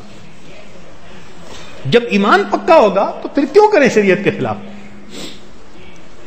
کوئی سولی پہ چڑھا دے، کوئی پہاڑ سے نیچے گرا دے، کوئی آگ کے اندر ڈال دے، ہم گوارا کر لیں گے، شریعت کے حکم کو توڑنا گوارا نہیں کریں گے. یہ جب دل کے اندر کیفیت ہوتی ہے نا تو پھر ایمان کی حلاوت نصیب ہو جاتی ہے. اس لیے تو صحابہ کرام فرماتے ہیں ہم نے ایمان کی حقیقت کو بدر والے دن تلواروں کے سائے کے نیچے پایا تھا. سیکھنا پڑتا ہے. یہ 70,000 کے مقابلے میں خالد رضی اللہ عنہ فرماتے ہیں میں اکیلا کافی. یا سبحان اللہ، کہ میں مومن وہ کافر. مومن زندہ ہوتا ہے، کافر مردہ ہوتا ہے. ایک زندہ کے مقابلے میں 70,000 مردے بھی آ جائیں تو اس کا بال بھی کا نہیں کر سکتے. کیا یقین تھا، سبحان اللہ. تو یہ یقین کثرت ذکر سے ملے گا، کثرت دعوت سے ملے گا. اس کو ہم اپنی زندگی میں حاصل کریں، اس کے اوپر انسان کی نجات ہے.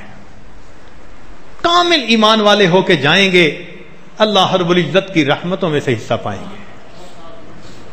اللہ کے ہاں ایمان کی بڑی قدر و قیمت ہے. ایک بات ذہن میں رکھنا کہ ہمارے پاس سب سے قیمتی چیز کیا ہے؟ ایمان. دیکھیں انسان کے پاس 4 چیزیں ہوتی ہیں، ایک مال، جان، عزت آبرو اور ایمان. سب سے کم قیمت چیز جو ہے نا وہ مال ہوتی ہے. لہذا جب کسی بندے کو جان کا خطرہ ہو وہ مال دیکھو خرچ کرتا ہے کہ نہیں کرتا. کسی بندے کو کہ جی آپ کی وائف کی ڈیلیوری نارمل نہیں، آپریشن کرنا پڑے گا، لہذا آپ کو اتنا پیسہ خرچ کرنا پڑے گا. اب اگر اس کے پاس پیسہ ہے تو وہ روکے گا؟ کہے گا اسی وقت کے لیے تو یہ پیسہ تھا. وہ پیسہ خرچ کرے گا جان بچانے کے لیے. ہم نے دیکھا لوگ لاکھوں لگا دیتے ہیں اپنے بھائی، اپنے بہن، ماں، باپ، بیٹا ان کے علاج کرنے کے اوپر کہ جان بچ جائے. تو مال خرچ کیا جان کے لیے. اب اگر ایک بندہ دیکھتا ہے کہ کوئی بندہ میری بیوی کی طرف ہاتھ اٹھا رہا ہے تو وہ برداشت کرے گا؟ جان کا بھی خطرہ ہو تو پرواہ نہیں نہ کرے گا. تو مال خرچ کیا جان کی خاطر اور جان کو خرچ کیا عزت کی خاطر. اور یہ بھی ذہن میں رکھیں کہ عزت کو انسان خرچ کر دیتا ہے ایمان کی خاطر. سیدنا عمر رضی اللہ عنہ کے پاس ایک صحابی آئے، کہنے لگے کہ وہ روم کے بادشاہ سے ملاقات ہوئی تھی. وہ کہنے لگا میں مسلمان بن سکتا ہوں اگر تمہارے امیر المومنین اپنی بیٹی میرے نکاح میں دے دے. تو عمر رضی اللہ عنہ نے فرمایا کہ پھر تو نے ہاں کیوں نہ کی؟ امیر المومنین میں کیسے ہاں کر سکتا تھا؟ میں نے کہا کہ میں امیر المومنین سے پوچھتا ہوں. فرمایا کہ عمر ابن الخطاب کی بیٹی کی عزت ایک ایمان والے کے ایمان سے زیادہ قیمتی نہیں تھی، تجھے ہاں کرنی چاہیے تھی. اس شرط میں مسلمان ہوتا ہے تو میں بیٹی دینے کو تیار.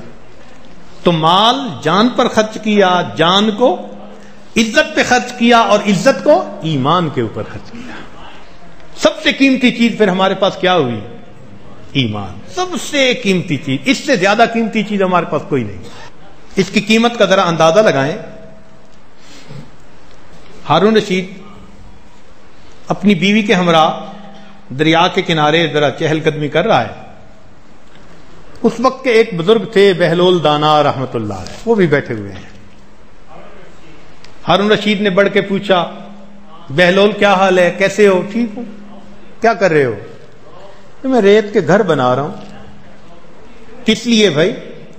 کہ جو اس کو خریدے گا تو میں دعا کروں گا اللہ اس مکان کے بدلے اس کو جنت کا گھر عطا فرما دے، دعا کروں گا۔ کیا قیمت ہے؟ 1 دینار۔ بادشاہ صاحب سمجھے کہ یہ مست آدمی ہے، ہوا میں ہے، بیٹھا ہے اپنے کام میں، آگے چلا گیا۔ پیچھے زبیدہ خاتون اس کی بیوی آئی، اس نے بھی آ کے سلام کیا، پوچھا کیا کر رہے ہو؟ وہی جواب۔ کیا قیمت ہے؟ اس نے کہا 1 دینار۔ اس نے پرس سے 1 دینار نکالا اور دے دیا، بہلول میرے لیے دعا کر دینا۔ یقین تھا کہ اللہ والے کی دعا اللہ کے ہاں قبول ہوگی۔ لو جی، رات کو ہارون رشید صاحب گھر میں سوئے ہوئے ہیں، جنت کا نظارہ دیکھتے ہیں، سکائی لائن، شیشے کے مکان، ہیرے اور موتی کے۔ ایک کے اوپر سائن بورڈ لگا ہوا ہے زبیدہ خاتون۔ بڑا خوش ہوا، یہ تو اپنی بیوی کی ہے، چلتے ہیں ذرا۔ جب دروازے میں داخل ہونے لگا تو ایک سیکیورٹی گارڈ تھا، اس نے کہا پروو یور آئیڈینٹی۔ کہتے ہیں میں اس کا خامن ہوں۔ اس نے کہا سوری، اس جہان کا یہ دستور ہے، جس کا نام ہوتا ہے اسی کو اندر داخل ہونے کی اجازت ہوتی ہے، دوسرے کو نہیں، آپ جاؤ پیچھے۔ جب اس نے بادشاہ صاحب کو دھکا دیا نا تو آنکھ کھل گئی۔ اب پریشان، 2 پریشانیاں۔ ایک پریشانی تو یہ کہ میں نے موقع مس کر دیا، اور اس سے بڑھ کر پریشانی یہ کہ بیوی مجھ سے عقل مند نکلی۔ خامند کو بڑی مشکل ہوتی ہے جب کبھی بیوی کی بات سچی نکل آئے ہیں۔ اب یہ اس سے بڑھ کے پریشانی۔ خیر، صبح اٹھا، دربار میں دل نہیں لگ رہا، ڈپریشن ہے۔ دل میں خیال آیا کہ اچھا آج میں پھر جاؤں گا، اگر آج بہلول بیٹھا ہوا گا نا تو میں 1 مکان تو اس سے خرید ہی لوں گا۔ اگلے دن ذرا جلدی پہنچ گیا۔ اللہ کی شان، بہلول پھر بیٹھا ہے، وہی ریت کے مکان بنا رہا ہے بچوں کی طرح۔ بہلول کیا کر رہے ہو؟ مکان بنا رہے۔ کس لیے؟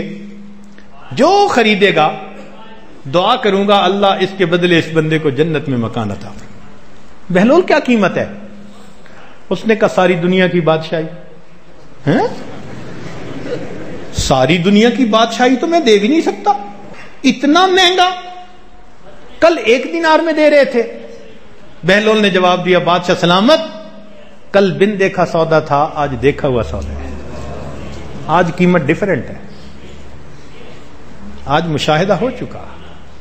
یہی ایمان، آج بن دیکھا معاملہ ہے۔ کلمہ پڑھنے پہ جنت ملتی ہے، موت کے وقت ساری دنیا خرچ کر دیں گے، اللہ تعالیٰ اس کے بدلے جنت نہیں عطا فرمائے۔ اس لیے ایمان کی ویلیو یہی کہ بن دیکھے ہم نے مانا ہے، اللہ کے ہاں اس کی بڑی قدر و قیمت ہے۔ کہتے ہیں کہ حضرت یوسف علیہ السلام کے زمانے میں ایک نوجوان ٹین ایجر تھا، وہ گندم لینے کے لیے آیا تو لوگوں نے اس کو گندم دے دی جو ترتیب بنی ہوئی تھی۔ اس نے کہا مجھے اور چاہیے۔ ان کا بھئی اگر اور لینی ہے تو وہ یوسف علیہ السلام کے پاس جائیں، ان کے پاس اتھارٹی ہے، ان کی جیورسڈکشن میں ہے، وہ دے دیں گے۔ یہ بچہ آ گیا، حضرت مجھے گندم اور چاہیے۔ ان کا اچھا بھی اس کو اتنی اور دے دو۔ اس نے کہا حضرت اور چاہیے۔ خدا کے بندے، انہوں نے بھی گندم دی اور میں نے بھی پہلے گندم دی، اور مانگ رہا ہے۔ اس نے کہا حضرت اگر کبھی آپ مجھے پہچان لیتے نا کہ میں کون ہوں تو مجھے بہت زیادہ گندم دیتے۔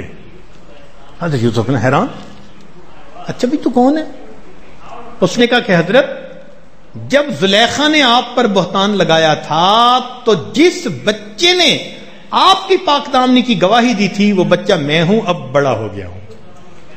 او حضرت یوسف علیہ السلام نے جب یہ سنا اتنا پیار آیا، بچے کے ماتھے پہ بوسہ دیا، گلے سے لگایا اور اتنی گندم کا حکم دیا، بلکہ کہا نوکروں کو کہ گھر پہنچا کے آؤ۔ لو جی، اس کو اتنی گندم خادموں کے ساتھ اس کو بھیجا۔ جب اس کو اتنی عزت سے روانہ کیا تو رب کریم نے وہی نازل فرمائی، اے میرے یوسف علیہ السلام آپ نے اس کو بڑا پروٹوکول دیا، اتنی عزت سے روانہ کیا. تو عرض کیا یا اللہ، یہ وہ نوجوان ہے جس نے میری پاک نامنی کی گواہی دی تھی. آج جب یہ میرے پاس آیا تو میرا دل چاہا کہ میں اس کو اتنا دوں جو میں دے سکتا ہوں. اس نے میری پاک دامنی کی گواہی دی ہوئی ہے. اللہ تعالیٰ نے فرمایا یوسف علیہ السلام پھر گواہ رہیے گا، جس نے آپ کی پاک دامنی کی گواہی دی، جب آپ کے پاس آیا آپ نے اتنا دیا جو آپ کے اختیار میں تھا. میں پروردگار بھی کہتا ہوں جو دنیا میں میری وحدانیت کی گواہی دے گا، جب قیامت کے دن بندہ میرے پاس آئے گا میں بھی اسے وہ دوں گا جو میری شان کے مطابق. یہ کوئی چھوٹی سی بات ہے؟ اللہ کو ایک مان لینا اور اس کے لائے ہوئے بھیجے ہوئے رسول صلی اللہ علیہ وسلم کے دین کے اوپر انسان کا یقین کر لینا، یہ بہت بڑی بات ہے. یہ ایک دولت ہے ہمارے پاس، ایک نعمت ہے ہمارے پاس. ایک ذرہ بھی ایمان کا ہوگا کبھی نہ کبھی جہنم سے نکلنے کا سبب بن جائے گا. ایک حدیث مبارکہ سن لیجئے. ایمان کی قیمت اللہ کے ہاں کیا ہے؟ انس ابن مالک رضی اللہ تعالی عنہ قال رسول اللہ صلی اللہ علیہ وسلم انا اول الناس تنشق الارض عن جمعتی یوم القیامت ولا فخر.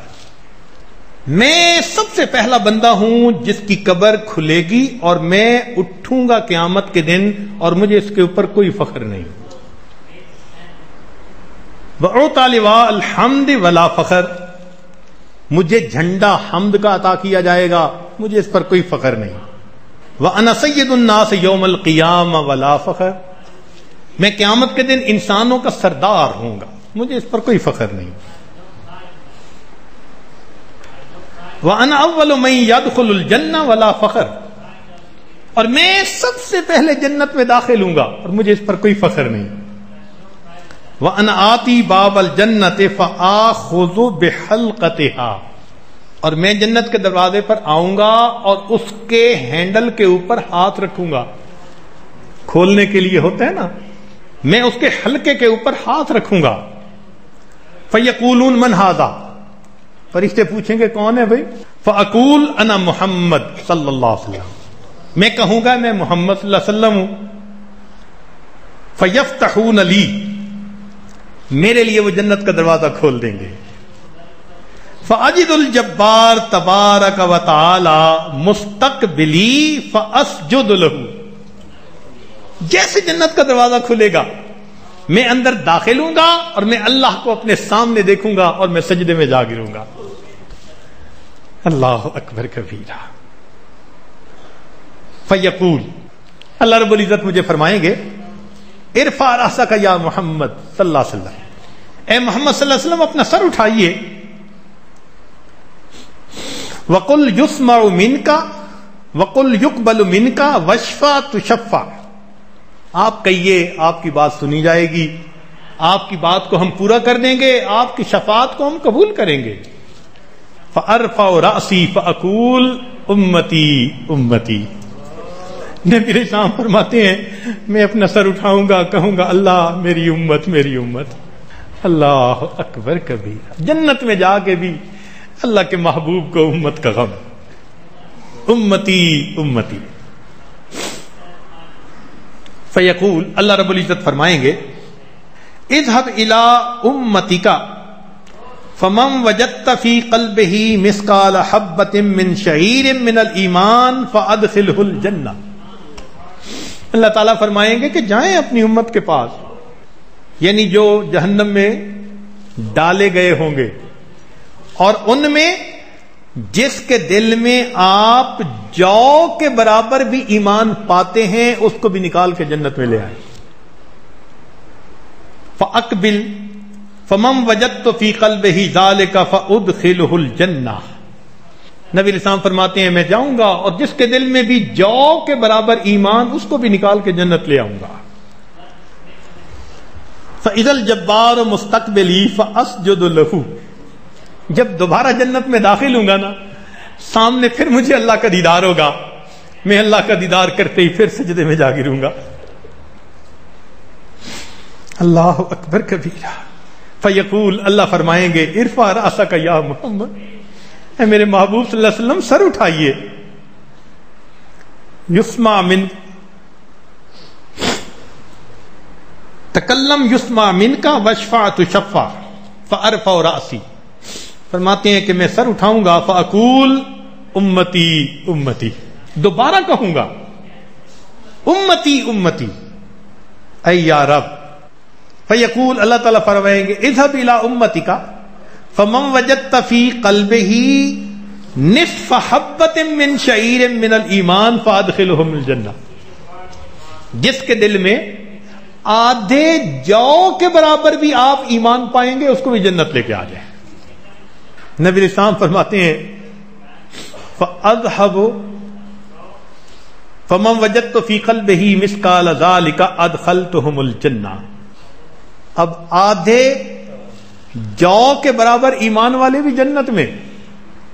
اب جب نبی علیہ السلام تیسری مرتبہ جنت میں داخل ہوں گے، فرماتے ہیں اللہ کے پیارے حبیب صلی اللہ علیہ وسلم فَأَجِدُ الْجَبَّارُ عَزَّ وَجَلَّ مُسْتَقْبِلِي فَأَسْجُدُ لَهُ. تیسری مرتبہ اللہ کا دیدار کروں گا، پھر سجدے میں چلا جاؤں گا. اللہ فرمائیں گے ارفع رأسک یا محمد، اے میرے حبیب صلی اللہ علیہ وسلم سجدے سے سر اٹھائیے. قل یقبل منک فاشفع تشفع فارفع رأسی فاقول. میں سر اٹھاؤں گا اور میں سر اٹھا کر پھر یہ کہوں گا امتی امتی. تیسری مرتبہ نبی علیہ السلام فرماتے ہیں فیقول اللہ تعالیٰ فرمائیں گے اذهب الى امتک فمن وجدت فی قلبہ مثقال حبۃ خردل من الایمان فادخلہ الجنہ. جس کے دل میں رائی کے برابر بھی آپ کو ایمان نظر آئے اس کو بھی جنت میں داخل کر دے. رائی کا دانہ کتنا چھوٹا ہوتا ہے، اس کو بھی جنت میں داخل کر دے. نبی علیہ السلام فرماتے ہیں فَأَذْهَبُ فَمَنْ وَجَدْتُ فِي قَلْبِهِ ذَلِكَ أَدْخَلْتُهُمُ الْجَنَّةَ وَفَرَغَ اللَّهُ مِنْ حِسَابِ النَّاسِ. رائی کے دانے کے برابر بھی جن کے دل میں ایمان ہوگا نا، ان کو بھی میں جنت میں داخل کر دوں گا اور اللہ تعالیٰ حساب سے فارغ ہو جائیں گے. اب پیچھے کون بچا؟ جن کے دل میں رائی سے بھی کم ہوگا. وَأُدْخِلَ مِن بَقِيَ مِنْ أُمَّتِيَ النَّارِ مَعَ أَهْلِ النَّارِ. اور جو میری امت میں سے باقی ہوں گے نا، رائی کے دانے سے بھی تھوڑا ایمان ہوگا، وہ جہنمیوں کے ساتھ جہنم میں ڈال دیے جائیں گے. پھر ایک وقت آئے گا جب اللہ تعالیٰ کی رحمت متوجہ ہوگی تو اللہ تعالیٰ کافروں، مشرکوں اور ایمان والوں کے درمیان جو آگ تھی اس کو ٹرانسپیرنٹ شیشہ کر دیں گے، شیشہ بنا دیں گے. تو وہ مشرک اور کافر ان ایمان والوں کو دیکھیں گے رائی کے دانے سے بھی کم ایمان جن کے دل میں تھا، اور ان کو دیکھ کر یہ کافر تانا دیں گے. فیقول اہل النار ما اغنا عنکم انکم کنتم تعبدون اللہ لا تشرکون بہ شیئا. تمہیں کیا فائدہ ملا؟ اللہ کے ساتھ کسی کو شریک نہیں ٹھہراتے تھے، اس کی عبادت کرتے تھے، ہمارے ساتھ ہو نا جہنم میں. تانا دیں گے. جب وہ تانا دیں گے فیقول الجبار، اللہ رب العزت ارشاد فرمائیں گے فبعزتی لَأُعْتِقَنَّهُم مِّنَ النَّارِ. مجھے اپنی عزت کی قسم، رائی سے کم جن کے دل میں ایمان، ان کو بھی میں آگ سے باہر نکال دوں گا. چنانچہ جبریل علیہ السلام جائیں گے اور ان لوگوں کو بھی جہنم سے نکالیں گے. فَيُرْسِلُ إِلَيْهِمْ فَيَخْرُجُونَ مِنَ النَّارِ قَدْ أُمْتُحِشُوا. ان کے چہرے جلے ہوئے ہوں گے جیسے کوئلہ جلا ہوا ہوتا ہے. فَيَدْخُلُونَ الْجَنَّةَ فِي نَهْرِ الْحَيَاةِ. ان کو نہر حیات، پانی کی ایک حوض ہوگا، اس میں ان کو ڈالا جائے گا. فَيَنْبُتُونَ فِيهِ كَمَا تَنْبُتُ الْحَبَّةُ فِي غُثَاءِ السَّيْلِ. جیسے دانہ ڈالے نا کسی جگہ تو اگ آتا ہے، اس طرح یہ وہاں سے اگ آئیں گے. اللہ ان کو نیا صحیح جسم عطا فرما دیں گے، خوبصورت جسم عطا فرما دیں گے. وَيُكْتَبُ بَيْنَ أَعْيُنِهِمْ هَؤُلَاءِ عُتَقَاءُ اللَّهِ، ان کے ماتھے کے اوپر مہر لگائی جائے گی اللہ کے آزاد کردہ رعایتی پاس، یہ عتقاء اللہ ہے۔ فَيُذْهَبُ بِهِمْ فَيَدْخُلُونَ الْجَنَّةَ، اب یہ جب جنت میں داخل کیے جائیں گے تو جنتی لوگ ان کو دیکھیں گے اور ان کے اوپر ٹھپا بھی لگا ہوا ہوگا رعایتی پاس۔ فَيَقُولُ لَهُمْ أَهْلُ الْجَنَّةِ، تو جنتی ان کو کہیں گے هَؤُلَاءِ الْجَهَنَّمِيُّونَ، وہ جہنمی ہے، ادھر سے رعایتی پاس ہو کے آگے جنت میں۔ اب یہ اللہ سے ندا کریں گے کہ اللہ جب جنت میں داخل ہی کر دیا تو پھر یہ ٹھپا ہی ہٹا دیجیے۔ فَيَقُولُ الْجَبَّارُ بَلْ هَؤُلَاءِ عُتَقَاءُ الْجَبَّارِ عَزَّ وَجَلَّ، اللہ تعالیٰ ان کا یہ ٹھپا ہٹا دیں گے۔